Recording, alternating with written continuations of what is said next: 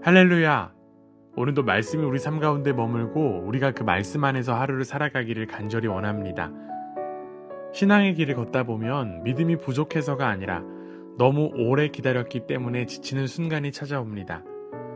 기도는 계속하고 있는데 상황은 달라지지 않고 하나님께서 침묵하는 것처럼 느껴질 때입니다. 그때 우리의 마음 깊은 곳에서 자연스럽게 떠오르는 질문이 있습니다. 주님, 언제까지입니까? 시편 13편은 바로 그 질문에서 시작됩니다. 이 시는 믿음이 무너진 사람이 던지는 항변이 아니라 하나님을 신뢰하는 사람이 오래 기다리며 드리는 기도입니다. 특별히 이 시편의 저자인 다윗은 한순간의 어려움을 지나고 있는 사람이 아니었습니다. 그는 이미 사무엘에게 기름 부음을 받아 하나님의 선택을 받은 자였지만 현실에서는 여전히 사울 왕에게 쫓기며 광야를 떠돌고 있었습니다. 하나님의 약속은 분명했지만 그 약속이 이루어질 기미는 보이지 않았고 기다림은 길어지고 있었습니다. 그래서 다윗의 언제까지입니까? 라는 질문은 조급함의 표현이 아니라 약속과 현실 사이에서 버티고 있는 믿음의 탄식입니다. 하나님을 떠났기 때문에 던지는 질문이 아니라 하나님을 붙들고 있기 때문에 내뱉을 수 있는 고백입니다. 오늘 이 말씀 앞에서 우리의 탄식 또한 하나님을 향한 신뢰의 자리로 옮겨가고 있음을 조용히 발견하게 되기를 간절히 원합니다. 다윗은 같은 질문을 4번이나 반복합니다. 주님, 언제까지 나를 잊으시렵니까? 언제까지 나를 외면하시렵니까?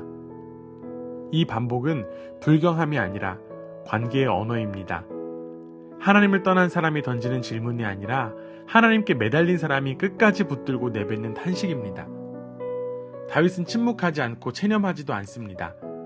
그는 여전히 하나님을 향해 말하고 있습니다. 이것이 시편의 탄식이 가진 가장 중요한 특징입니다. 탄식은 믿음이 무너졌다는 증거가 아니라 믿음이 아직 살아있다는 표지입니다. 다윗의 고통은 단지 외부의 위기만이 아닙니다. 그는 나의 영혼이 아픔을 견디어야 하는 상태를 말합니다. 하나님이 침묵하시는 것처럼 느껴지는 시간 속에서 그의 싸움은 마음 안에서 계속되고 있었습니다. 신앙의 고통은 종종 이렇게 밖의 상황과 안의 흔들림이 함께 밀려옵니다. 그래서 탄식은 상황의 설명이 아니라 존재의 고백이 됩니다. 오늘 말씀은 하나님 앞에 설 때 감정을 정리해서 가져와야 한다고 말하지 않습니다. 오히려 다윗은 정리되지 않은 마음 그대로, 반복되는 질문 그대로 하나님 앞에 서 있습니다. 언제까지입니까? 라는 말 속에는 조급함만 있는 것이 아니라 여전히 하나님을 향해 기다리고 있다는 신뢰가 함께 담겨 있습니다. 그래서 이 질문은 절망의 언어가 아니라 현실과 약속 사이에서 버티고 있는 믿음의 언어입니다. 하나님이 계시지 않다고 믿어서 묻는 질문이 아니라 하나님이 계신 줄 알기에 멈추지 않고 던지는 질문입니다. 오늘 우리의 삶에도 쉽게 답이 오지 않는 시간들이 있지만 그 시간 속에서도 하나님을 향해 질문을 멈추지 않는 자리, 바로 그 자리에 믿음이 여전히 머물고 있음을 이 시편은 조용히 보여줍니다. 다윗처럼 질문을 붙들고 하나님 앞에 머무는 것, 그 자체가 이미 믿음의 자리임을 기억하게 합니다. 다윗의 탄식은 감정의 토로에서 멈추지 않습니다. 그는 질문을 던진 후 하나님께 구체적으로 요청합니다. 나를 굽어 살펴 주십시오. 나에게 응답하여 주십시오. 나의 눈을 밝히소서. 여기서 중요한 변화가 일어납니다. 다윗은 더 이상 상황만 말하지 않고 하나님께 행동을 요청합니다. 탄식이 기도로 옮겨진 것입니다. 이 기도는 문제를 즉시 해결해달라는 요구라기보다 이 상황 속에서 무너지지 않게 해달라는 간구에 가깝습니다. 죽음의 잠에 빠지지 않게 하소서라는 말에는 생존의 위기뿐 아니라 마음이 꺼지지 않게 해달라는 절박함이 담겨 있습니다. 다윗은 최악의 가능성도 숨기지 않습니다. 원수가 승리하고 대적들이 기뻐하는 장면을 솔직하게 하나님 앞에 올려놓습니다.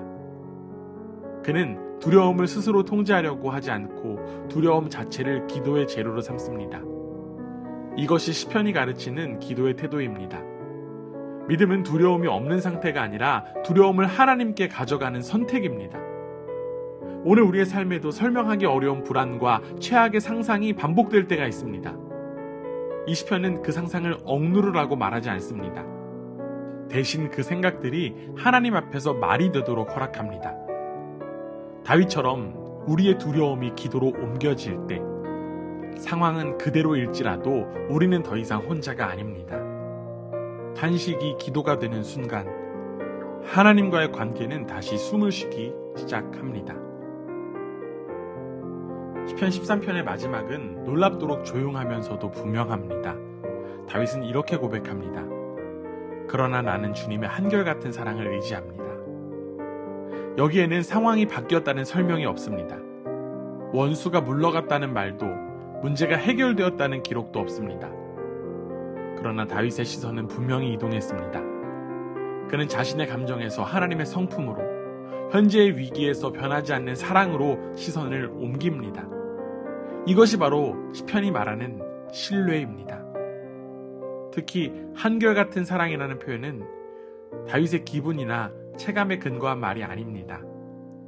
그것은 하나님이 어떤 분이신가에 대한 기억에서 나온 고백입니다. 그래서 그의 찬양은 상황에 대한 반응이 아니라 하나님에 대한 반응이 됩니다. 그는 이미 구원을 경험한 것처럼 노래하지만 사실 그는 아직 기다리고 있습니다. 그럼에도 불구하고 찬양은 가능합니다. 신뢰는 응답 이후에만 생기는 것이 아니라 기다림 속에서도 자라기 때문입니다. 이 시편은 우리에게 탄식이 어떻게 끝나야 하는지를 강요하지 않습니다. 다만 탄식이 어디로 옮겨질 수 있는지를 보여줍니다. 질문은 사라지지 않아도 하나님을 향한 신뢰는 다시 노래가 될 수 있습니다. 기다림의 시간 한가운데서도 하나님을 신뢰하는 고백은 여전히 가능하다라고 하는 것을 다윗은 자신의 시로 증언합니다.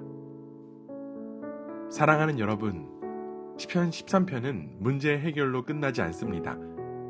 대신 다윗은 하나님 앞에 머무는 자리에서 마무리합니다.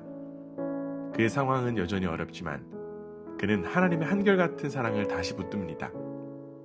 탄식은 사라지지 않았지만 그 탄식은 하나님을 떠나지 않았습니다. 언제까지입니까? 라는 질문은 믿음의 실패가 아니라 하나님을 향한 관계의 표현입니다. 이 시편은 기다림의 시간 속에서도 하나님께 말하기를 멈추지 않는 것이 신앙임을 보여줍니다. 오늘 우리의 탄식 역시 하나님 앞에 머물러 두려움이 기도로, 기다림이 신뢰로 옮겨지는 하루가 되기를 주님의 이름으로 축원합니다. 그 자리에서 하나님은 여전히 우리를 붙들고 계시는 줄 믿습니다.